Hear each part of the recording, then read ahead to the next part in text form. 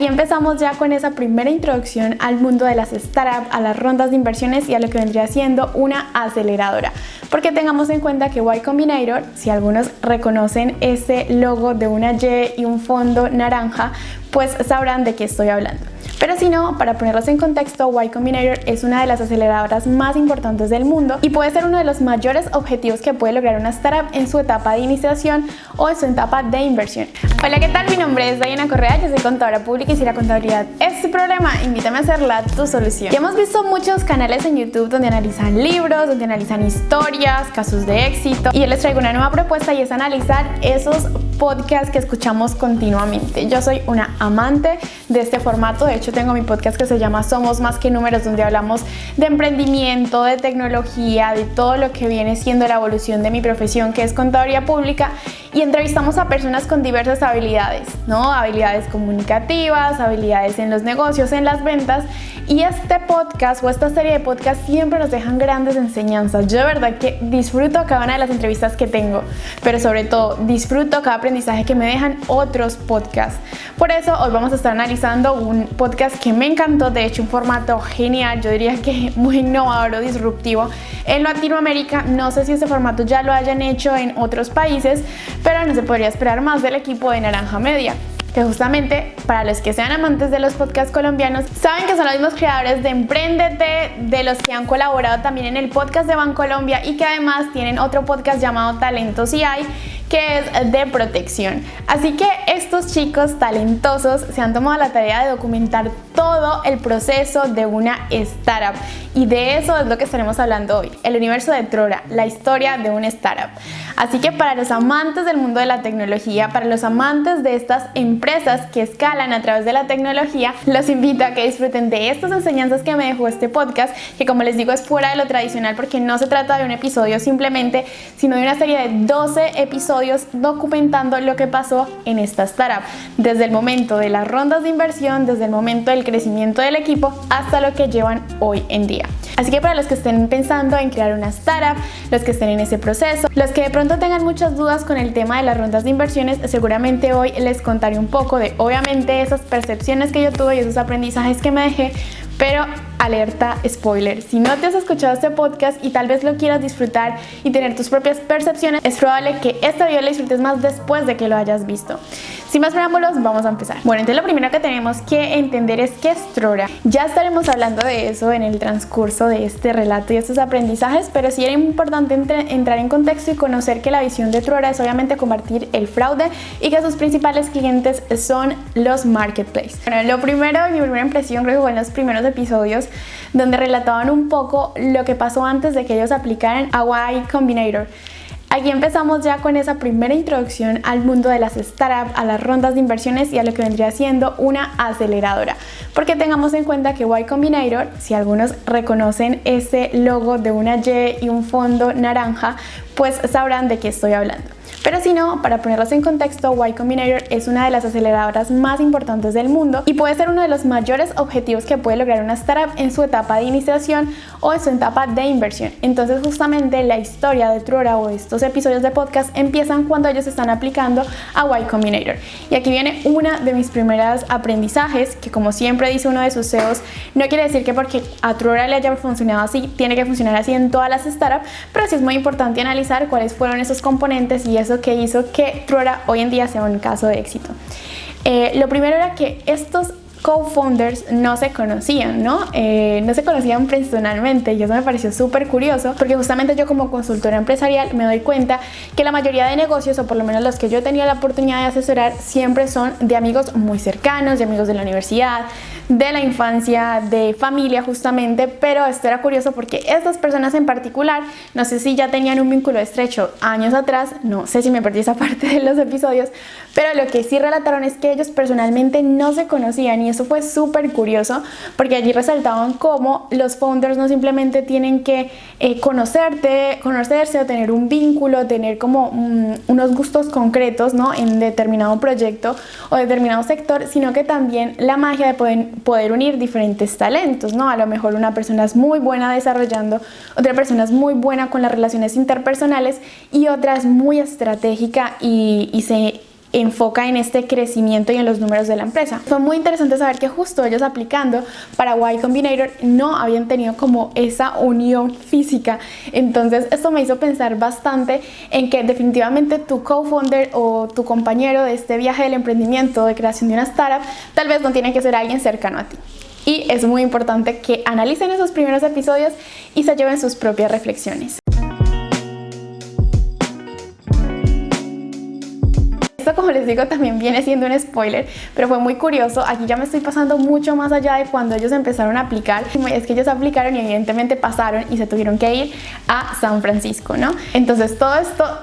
lo voy a acelerar porque me voy a una parte súper importante que también me gustó, y fue que ellos prometieron a parte de su equipo que si ellos pasaban ese filtro de poder ir a San Francisco, de poder presentarse, de tener la entrevista en Y Combinator,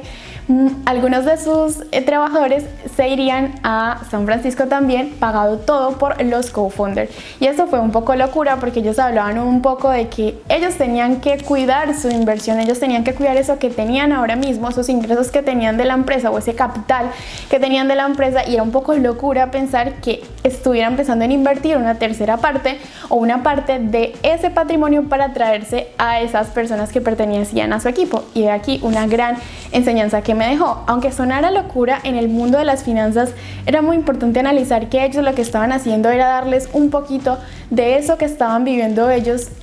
a su equipo de trabajo. Y más que eso, algo que personalmente he vivido yo, y es la oportunidad de estar en otro país. Ellos relataban cómo habían personas que nunca habían salido del país, que por cierto algunos de ellos les negaron la visa y no pudieron vivir esa experiencia que era literalmente todo pago por la empresa, pero abrieron el mundo, abrieron esa visión del mundo que sus colaboradores o sus talentos tenían en ese momento. Y es que para todos los que hayan salido fuera del país saben que es una experiencia grandísima a nivel profesional, a nivel personal, y ya si tu empresa de entrada te da la oportunidad de ir a Silicon Valley, a San Francisco, a vivir esa experiencia, estar en esas compañías que siempre escuchas hablar constantemente, como Google, como Airbnb y todas estas compañías tecnológicas o startup que han marcado historia en esta era digital, yo creo que definitivamente tú llegas a tu país con una visión del mundo totalmente diferente, y me encantó y dije, ojalá que cuando mi equipo sea grande yo pueda dar esas experiencias. Entonces me dejaron ese gran aprendizaje de que a lo mejor sí que vale un sueldo muy grande, pero este tipo de experiencias que una empresa te ofrezca a ti pueden ser inolvidables y pesar mucho más que un sueldo alto. Así que no sé ustedes qué opinan, me dejan en los comentarios.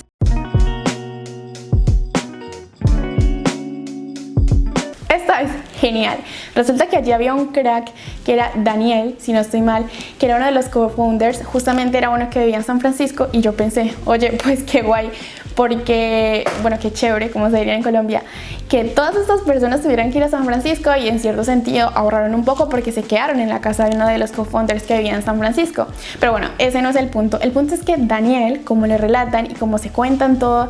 este podcast del universo de Trora, era una persona muy sociable, era una persona con una capacidad increíble de crear relaciones interpersonales y conectar fuertemente. Entonces allí en Trora nos dejan una enseñanza muy grande, por lo menos desde mi percepción, y es que esa habilidad blanda de conectar, de hacer el llamado networking, de hacer realmente relaciones de valor fuertes, no simplemente por un interés o simplemente por, no sé, por algo que no sea mucho más allá de verdad querer conectar con esa persona, puede ayudarte más adelante en un proyecto que tú ni pensarías, ¿no? Y justamente puede hacer lo que impulse a tu negocio a ir más adelante, ¿no? El tener contactos de valor y el tener relaciones de valor es una de las grandes enseñanzas que me deja, y por cierto creo que muchos de nosotros nos hemos dado cuenta cómo tener un contacto, no hablando ni siquiera de enchufe ni rosca como diríamos en Colombia, sino más bien pensando en lo bonito que es conocer a alguien, empatizar con alguien y que esa persona en un futuro nos quiera ayudar, que fue por ejemplo el caso de Trora. Entonces esa también fue una de las enseñanzas que me dejó este podcast. Una de las cosas que resaltaba uno de los CEOs es que no hay fórmula mágica para ganar inversión. Y bueno, para las personas que nunca hemos estado en una ronda de inversión en nuestra compañía, nos podría hacer sentido. Incluso yo creo que él hizo esa salvedad porque nosotros nos podríamos sentir tan identificados con lo que nos estaba contando y pensar que tal vez si hacíamos todo igualmente a lo que había hecho Trora, a nosotros nos podía funcionar y nos podía salir igual. Pero en definitiva, esas rondas de inversiones, encontrar a ese inversor que realmente ayude a la empresa a crecer o que sea el adecuado, que todo salga como quiere realmente la startup, pues es una cuestión o es una mezcla de esas relaciones interpersonales, ese talento de los co-founders, ese buen desarrollo de la idea de negocio, pero sobre todo también un poco de suerte. Entonces no decía que habían fórmulas mágicas evidentemente, y esto es también algo que nos podemos llevar en nosotros y pensar que nosotros desde nuestras propias vivencias, experiencias, tendremos esa fórmula mágica para que nos vaya bien en una ronda de inversión. Cuando hablan de inversión, hablan de diferentes perfiles de riesgo, ¿no? Los arriesgados, los conservadores, y otra de las enseñanzas que me dejó Trora es siempre, o sea, esto lo vemos en finanzas personales y es como esos porcentajes que destinamos a la educación, al ocio, al ahorro, a tener como algo por si llega a pasar, o sea, como preventivo, ¿no? Tener estos fondos por si algo llegara a pasar. Y esto mismo se puede hacer con las empresas. Una gran enseñanza de Trora es que parte de esa inversión que ellos recibieron la dejaron en el banco, sin aún imaginarse lo que iba a pasar con el COVID, ¿no? Entonces ellos dijeron que esta postura era un poco conservadora, porque mucha gente pensaría que toda esa inversión que ellos recibieron pues se tendría que gastar en talento, que vendría siendo pues contratación o en nuevas tecnologías o en cosas que ellos necesitaran, pero ellos decidieron apostar por maximizar esa inversión o esa parte de la inversión y ahorrar otra, tomando una postura conservadora, pero que luego cuando ellos relatan una parte de cómo tomaron todo este tema del COVID y cómo fue para ellos esa experiencia, relatan lo bueno que fue haber tenido ese fondo ahí preparado para cualquier imprevisto.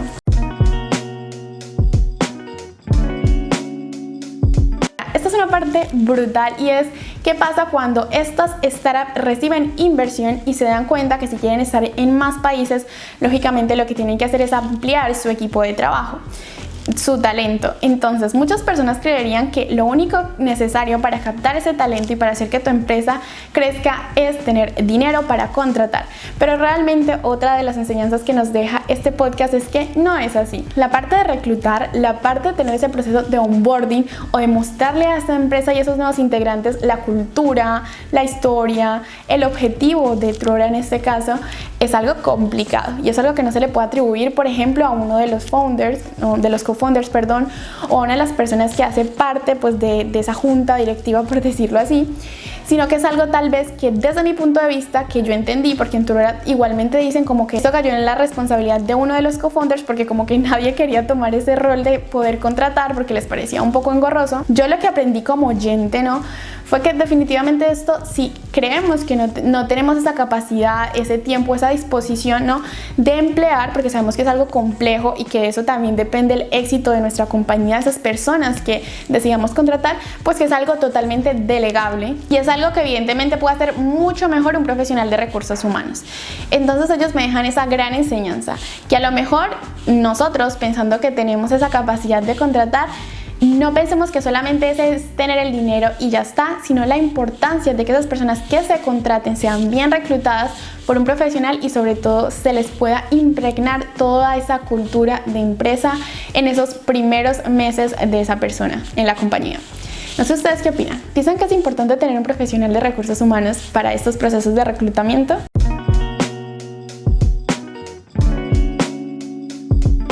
Finalmente, una de las partes que más me encantó, que en lo particular me encantaría vivir porque también yo colaboro con una empresa que es Alegra, es una empresa tecnológica, un software as a service, y tengo compañeros de diferentes partes del mundo, de México, de Argentina, de Dominicana, de todos los países de Latinoamérica que ustedes puedan imaginarse. Me encantó mucho escuchar esa experiencia y espero vivirla muy pronto, y es el hecho de que cuando tú tengas un equipo de trabajo, sabemos que muchas empresas o muchas startups a tener este componente tecnológico pues no les limita, o más bien uno de sus modelos de trabajo puede ser remoto, porque finalmente lo que tú necesitas es tu talento, lógicamente, un ordenador, internet y poco más. Entonces eso te permite trabajar de forma remota. y más ahora pues con el componente del COVID es mucho más seguro trabajar desde casa. Entonces esa parte donde relataron un poco como una estrategia de crear grupos de esos integrantes de la empresa, por ejemplo como está en diferentes partes de Latinoamérica, entonces obviamente tenían personas dedicadas como a cada país, y fue muy chévere escuchar que una estrategia de los co-founders era hacer que todas estas personas en una integración se conocieran. Entonces me gustó mucho cuando uno de ellos decía, oye, es que es súper curioso que tú veas esas caritas de Zoom en persona, como las dimensiones, imaginarse que unos eran más altos, otros más bajitos, y crear esos fuertes vínculos y esas amistades tan geniales que hacen tal vez que ese trabajo en remoto sea mucho más cálido, sea mucho más placentero, porque sientes que ya conociste a esa persona, que ya pudiste compaginar y que definitivamente le tienes cierto aprecio, ¿no? Entonces pienso que eso me encantó, que me encantaría, como les digo, vivir esa experiencia. Ojalá pueda ver esas caritas de Meet en persona, como dijeron en el episodio del programa. Y definitivamente si tengo un equipo de trabajo pues bastante amplio, ¿no? Numeroso, porque ahí es donde tiene ese sentido, y están en diferentes partes del país o del mundo, siendo muy optimistas, que sé que no tienen por qué no pasar, se puedan conocer en persona. Creo que eso ayudaría mucho porque todos crearían ese vínculo, crearían esa amistad, esa cercanía,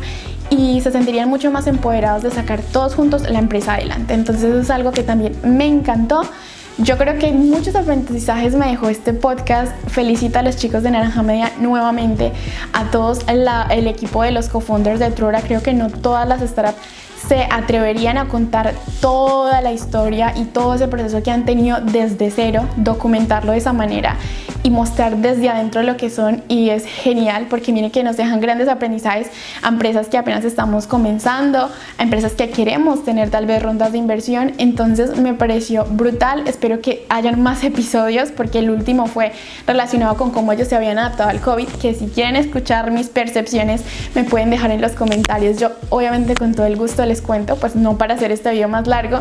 Este fue un video diferente, pero yo pienso que es una buena manera de conectar con ustedes, de contarles mis aprendizajes y de compartirles las cosas que de verdad me apasionan, y es conocer los modelos de negocios, conocer qué hay dentro de esas empresas, y sobre todo en un formato tan sabroso como diríamos en Colombia, como es un podcast. Espero que este video de hoy les haya gustado, que haya sido algo diferente a lo que suelen consumir en YouTube, y que me digan de qué otros temas o qué podcast les gustaría que analizáramos en este canal. No te vayas todavía, recuerda que tienes un montón de videos que puedes consumir de forma gratuita, y sobre todo que también tienes mi podcast llamado Somos Más que Números. Te dejo el link en la cajita de descripciones. Ahora sí, chao.